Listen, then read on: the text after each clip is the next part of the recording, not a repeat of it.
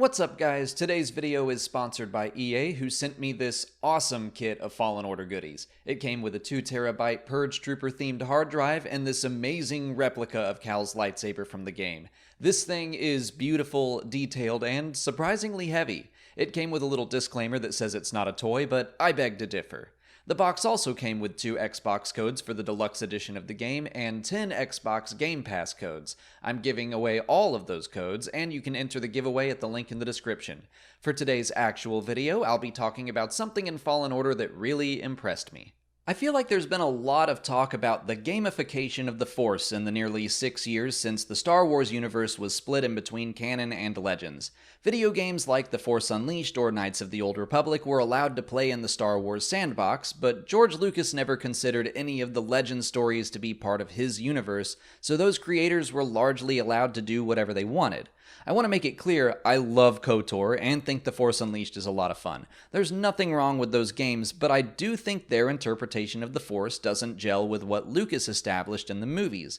Instead, they gel with video game logic, which makes perfect sense. They're video games. And they were very popular stories that probably introduced a lot of people to Star Wars for the first time, and may have offered up some misconceptions about the Force to those newcomers.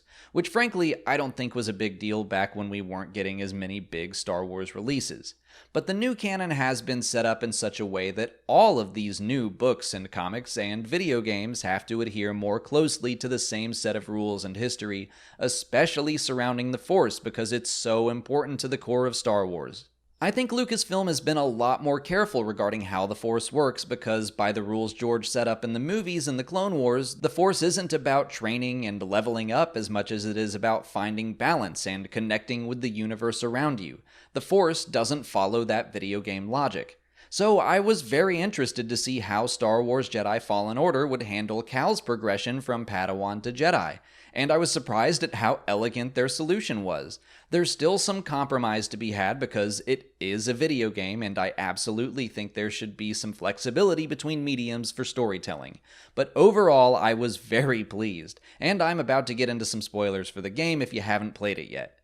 Basically, as far as abilities in the Force go, it seems like Cal ends the game with the same abilities he had as a Padawan, but he was a child when Order 66 happened, and the ordeal of not only losing his master but blaming himself for it caused him to be so unbalanced that he lost most of his connection with the Force.